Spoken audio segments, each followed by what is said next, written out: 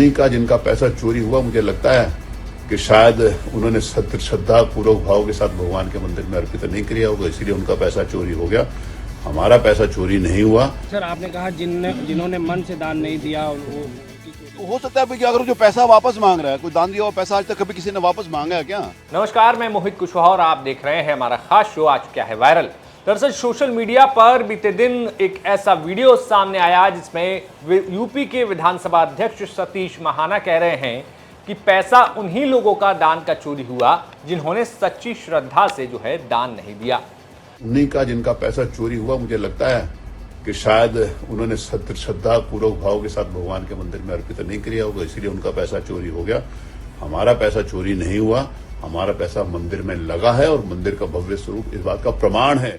अब जैसे ही सतीश महाना का ये बयान और ये वीडियो क्लिप सामने आई, उसके बाद तो जैसे सोशल मीडिया पर सतीश महाना हर किसी के निशाने पर आ गए। तमाम विरोधियों, तमाम विपक्षियों ने सतीश महाना के ऊपर कमेंट करना शुरू कर दिया और उनसे जो है उनकी इस टिप्पणी पर जो है कई बड़े प्रश्न चिन्ह लगा दिए। लेकिन दिन होते होते आज एक बार फिर जब सतीश महाना से उनके बयान को लेकर उनका पक्ष जानना चाहा तो उन्होंने खास तौर पर एक नया सवाल खड़ा कर दिया। उन्होंने कहा कि जिन लोगों ने राम को माना ही नहीं, जो लोग राम पे गोलियां चलाते थे, वो क्या आप सवाल करेंगे?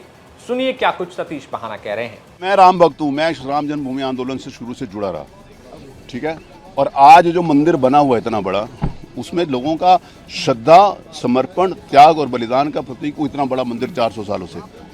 अब जिन्होंने राम मंदिर के लिए कभी जय श्री राम कहने से परहेज करते थे, जो कहते थे कि वहाँ मस्जिद बनी रहनी चाहिए, जो ये भी कहते थे कि वहाँ पर शौचालय बना दिया जाए, जिन्होंने राम मंदिर के लिए कुछ दिया नहीं, अब उन्हीं को चिंता हो रही है ना। जिन लोगों ने चोरी करी उनकी कोई पैरवी नहीं कर रहा, पकड़े गए। इंस्टीट्यूशंस के अंतर्गत, बहुत बड़े इंस्टीट्यूशंस, क्या देश में कभी किसी इंस्टीट्यूशन में, किसी क्षेत्र में, कभी कहीं संस्था में कभी कोई चोरी नहीं हुई क्या? जिन्होंने चोरी की वो पकड़े गए, उनके खिलाफ कार्रवाई होनी चाहिए, सब चाहते हैं।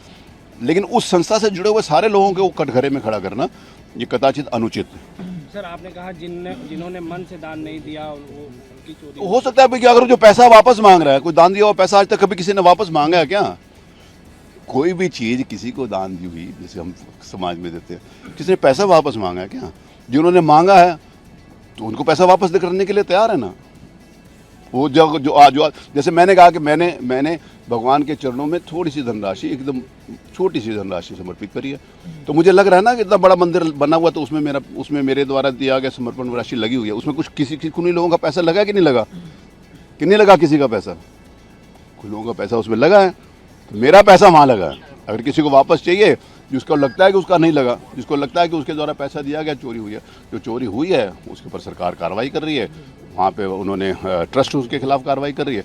जो भी हो, चाहे छोटे पद से लेके बड़े पद तक कोई भी व्यक्ति हो जो उसमें इन्वॉल्व है, उसके खिलाफ कार्रवाई होनी चाहिए, ये पक्ष है। लेकिन पूरी संस्था चोर है। जिन्होंने राम जन्मभूमि आंदोलन के अंतर्गत संघर्ष किया वो सारे चोर हैं, ये बात किसी भी हालत में स्वीकार नहीं। अब सतीश महाना ने ये जो बयान समाजवादी पार्टी पर दिया, यानी कि सीधा सीधा निशाना समाजवादी पार्टी और उनके नेताओं पर साधा, तो कहां समाजवादी पार्टी के नेता पीछे रहने वाले थे?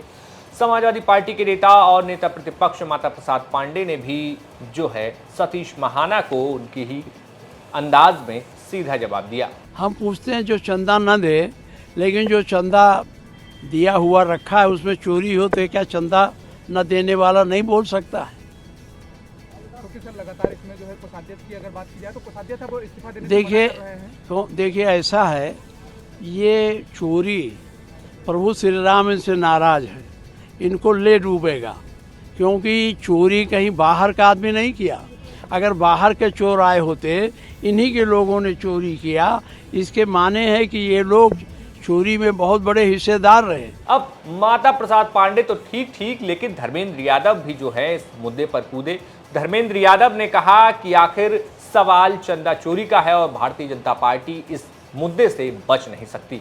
देखिए, मैं महाना जी उम्र में हमसे बहुत बड़े हैं, वरिष्ठता में बड़े हैं, हम नहीं उनकी बातों को काउंटर करना चाहते हैं, लेकिन कम से कम इतनी हल्की बातें उन्हें नहीं करनी चाहिए। भगवान राम के नाम पर जिनकी ने भी चंदा दिया, सबका कष्ट है। और ये बीजेपी के लोग या महाना साहब या और भी जो लोग बयान इस तरह के दे रहे हैं, वो इस बात को भूल जाएं कि भगवान राम पर, सनातन धर्म पर केवल उनका पट्टा है। उनके जीवन जी आने से पहले, इस दुनिया में आने से पहले, भारतीय जनता पार्टी बनने से पहले सनातन की महान परंपराएं रही हैं और लोग उस परंपराओं पर, लोग उस भाव में, उस श्रद्धा में लोगों ने चंदा दिया है। और जिन्होंने भी चंदा दिया है सबको इस बात का अधिकार है कि वो चंदे का हिसाब किताब लें। अब जब हिसाब नहीं दे पा रहे हैं तो हम लोगों को बीच में लाने की बात कर रहे हैं। ना लाए महाना जी, बहुत वरिष्ठ हैं, ना ऐसी बातें करें कि जनता की नजरों में उनका सम्मान गिरे। तो फिलहाल राम मंदिर दान चोरी का मामला लगातार बढ़ता जा रहा है और ऐसे में इस मुद्दे पर राजनीति भी खूब देखने को मिल रही है। वहीं ये राम मंदिर दान चोरी का मामला सुप्रीम कोर्ट में भी पहुंच गया है। अब देखना होगा कि राम मंदिर के इस चंदा चोरी या दान चोरी मामले पर सुप्रीम कोर्ट क्या कुछ अपना फैसला सुनाता है। मैं आपके साथ मोहित कुशवाहा। आपको कैसी लगी ये खबर हमें कमेंट बॉक्स में बताइए। देखते रहिए यूपी तक। शुक्रिया। पवन जी, एक बात होती है, क्या आपको कभी ऑफर नहीं आया बीजेपी की तरफ से? बहुत बार आया। आया। कैसा आया? आया। क्या ऑफर आया? आया, हमने बताया था राष्ट्रीय अध्यक्ष जी को। आया। किस तरह का ऑफर आया? मतलब सब आया, विधायक, मंत्री सब आया। जानते हैं, ये भी घटना बता दें आपको, हम, मेरे पिताजी, जैसे मैंने राजनीति शुरुआत की तो मेरे पिताजी कभी नहीं चाहते थे, लेकिन जब मैंने राजनीति में मैं प्रवेश कर गया, लखनऊ डिस्ट्रिक्ट उपाध्यक्ष हो गया, तो ये भी बहुत महत्वपूर्ण घटना है। नेताजी का फैजाबाद आगमन था, तो मैंने कहा कि आपको मेरे घर चलना। कहे हाँ चलेंगे तुम्हारे घर। मैं जेल से छूट के आया था, वही मेरे ऊपर गैंगस्टर और सारे मुकदमे दर्ज हुए थे बहन जी की सरकार में, उसके बाद मैं छूट के आया था। तो मैंने कहा आपको मेरे घर चलना। कहे चलेंगे। नेताजी मेरे घर आए, अंगूरीबाग कॉलोनी में। मेरी माता जी ने खाना बनाया था। नेताजी ने, जो मेरी माता जी ने बनाया था, पूड़ी सब्जी, दही कचौड़ी, दही बड़ा जो था सब खाया। नेताजी ने बैठ के पूरा आराम से सब खाया और खाने के बाद कहा कि और कुछ बना है? तो हमने मम्मी बुलाया अपनी माता जी को, तो उन्होंने पूछा क्या नाम है आपका? कहने मेरा नाम गीता। कहने बताइए कुछ और बना है? कहने जो बना था सब खिला दिया। फिर उन्होंने, मेरी माता जी ने कहा नेताजी से, ये पढ़ते लिखते नहीं है, क्या होगा इनका? नेताजी ने कहा पवन के कारण आज मुलायम सिंह यादव इस दरवाजे पर आए हैं और देखना वो एक दिन वो भी आएगा। आज मेरे आने पे डीएम कप्तान बाहर खड़े हैं, एक दिन पवन भी आगे जाएगा, डीएम कप्तान भी बाहर खड़े होंगे, पवन बड़ा आदमी नेता बनेगा। और मुझे नेताजी ने बनाया, उस स्थान पे पहुंचाया। ऐसे थे धरती पुत्र मुलायम सिंह यादव जी। तो उसी दिन से मेरी माता, पिता, मेरे पूरा परिवार का एक लगाव है नेताजी के परिवार से।